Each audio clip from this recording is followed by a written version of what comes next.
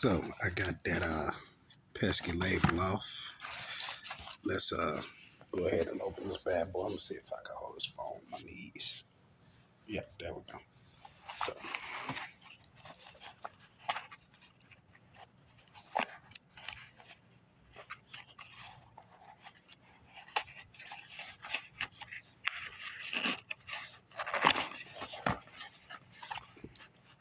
shout out to the shipper too, because he made sure this was airtight.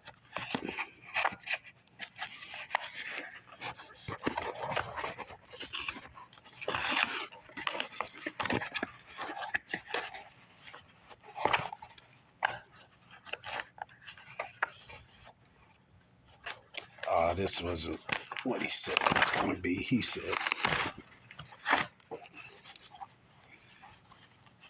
said this would be unopened packs.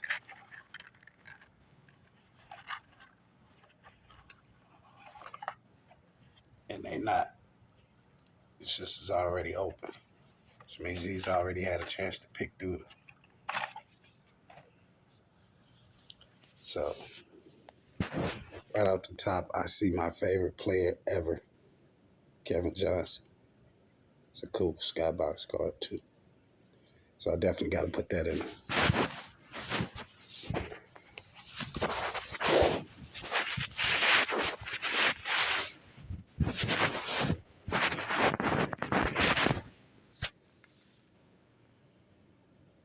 KJ, very first one.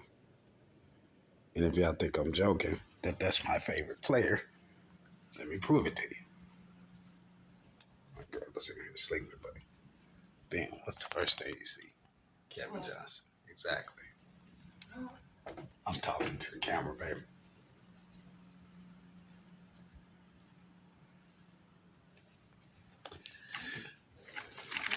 So, they even got two KJs in there. I see him on the bottom too. So we gotta take this KJ and we gonna put that guy in here.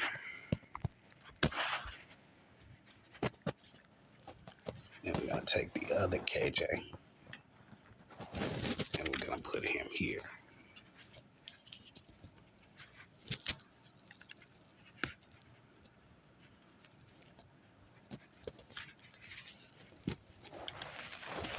Okay. Next guy, Sean Elliott. I never was a big Sean Elliott fan, but Sean Elliott definitely used to terrorize the Suns back in the day. Definitely. Look at that. Got another Kevin Johnson. Got three of them. Larry Nance. Larry Nance, ironically, was traded for Kevin Johnson. Larry Nance was a really dope power forward that the Phoenix Suns had back in the day. And we traded him and somebody else for Kevin Johnson, Mark West, and a few other guys. But it ended up being a very, very good trade because it kickstarted the Phoenix Suns resurgence. Charles Oakley was an absolute dog. This was the round mound of rebound before Charles Barkley, but he was that guy for the Knicks. This was Ewing's guy that did all the dirty work. Ricky Pierce was an all-out shooter. This guy could have 40 points on any different night. That's a really cool shot of him going up against James Worthy there too. Adrian Dantley may be the most underrated NBA player ever. He belongs in the Hall of Fame. He belongs actually in the top NBA 50 and 75 class, but for whatever reason, they've chosen to keep him out. But just to show you that he does belong, look at that point total. Look at that. 1,500 points in a rookie season, 1,600 the next, 1,000 points the next, 1,900, almost 3,000 consecutive back-to-back seasons. This guy was an absolute shooter.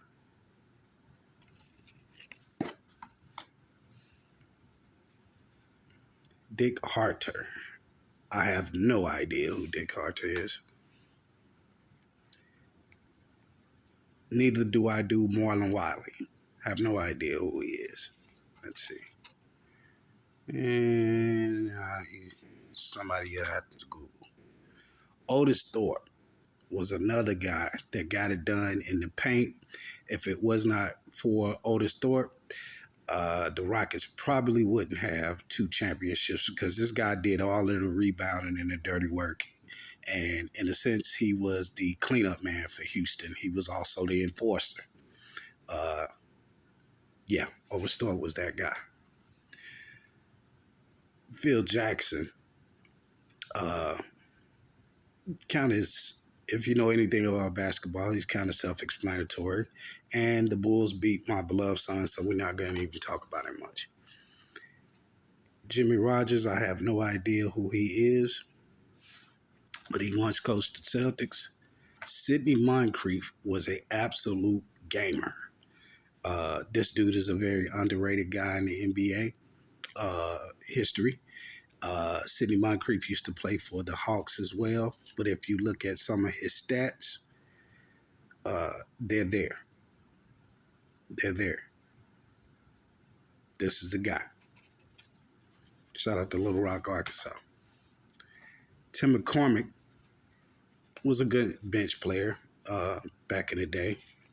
As you can see, he didn't put up too many stats, but, he had a 1,000-point season there once. But, he was a good bench guy. Darrell Walker, from what I remember, was a really good bench guy as well. Let's see if he actually had the stats. I don't know if you guys can see that. Wow, I'm losing focus here. But, yeah, a couple of 1,000-point seasons. Brad Lohaus, another good bench player. Rest in peace to Manute Bol. And let me tell you that I actually met Manute Bol in a chance encounter. I was living in Atlanta, Georgia, and they had the All-Star game there. And I can remember him walking with a small child who was taller than me. The child was taller than me. Of course, Manute was taller than me.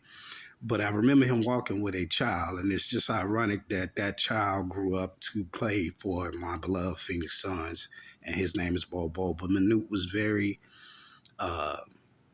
kind and just a really good dude. And that was his legacy around the NBA. He was a very hard worker and a very beloved teammate. Rest in peace, Manute Bol. Patrick Ewing needs no introduction. This guy, I remember getting one of his first cars when I was a kid, and I called him Patrick Ewing, and my sister corrected me. She said, no, it's pronounced Ewing. So, yeah, Patrick Ewing needs no introduction. Randolph Keys, I can tell you, being born and raised in Mississippi, I can tell you right off the bat that this guy is from Mississippi. Let's see if I'm right. Bam, he is. He's from Collins, Mississippi, and he played for Southern Miss, the same school that Brett Favre played out of. And he ended up being a really good bench player, but this was his rookie card. Ricky Berry, I have no idea. Let's see if he actually had any stats. Not too bad. But I'd be lying to you if I tell you if I can remember who Ricky Berry was. Kevin Edwards was a point guard for the Miami Heat, and Kevin Edwards was pretty decent. He could get you some really good assists, and that was his job. He was a good scorer too. As you can see, he put up over 1,000 points in this rookie season, so it's decent. Tim Perry. Tim Perry was one of my favorite players with the Suns. Unfortunately, we had to trade Tim to the 76ers in the Charles Barkley trade. So there went our career with Tim Perry, but I absolutely loved Tim Perry when he was a Sun. And Tim didn't have an outstanding rookie season, but he ended up being a really good bench player for us. And unfortunately, we had to give him up in the Barkley trade. Chuck Person the Rifleman, as they call him, uh, may be the most underrated shooter of all time. When I tell you that this guy could shoot it from half court, the problem with Chuck was that he was very streaky. Chuck would put up 40, 50 points one night and then 5 points the next. But when I tell you, when this guy would shoot, if his game is on, you cannot stop him. He was the absolute perfect counterpart to Reggie Miller. Dave Corzine, don't really remember much about him, but I think he was a pretty decent bench player, and I think eventually he goes to Orlando, and yeah, he's pretty decent. Chris Mullin. If anybody knows anything about basketball, Chris Mullin was the guy. He was a part of a triplet with Golden State called Run TMC, and that was Mitch Richmond, Tim Hardaway, and Chris Mullin. I can actually remember Chris Mullin when he played at St. John's in New York, and I always just really loved Chris Mullin's game. He wasn't streaky like I was saying about Chuck Person earlier. This guy could absolutely ball. Trent Tucker was a shooter. He was a guy off the bench that you needed. He could get you some three-pointers in the clutch, and he was a pretty good defender, as from what I remember. Yeah, Trent Tucker. Moses Malone needs no introduction. Moses is one of the greats, but I can tell you that same exact weekend that I met Manute Bol, God rest his soul, Moses was not so polite to me. And it was kind of weird because I had just met Dr. J, and Dr. J had no problems with taking a picture with me and signing an autograph, but Moses Malone actually did, and it kind of threw me off because you ain't Dr. J, man. But God rest him.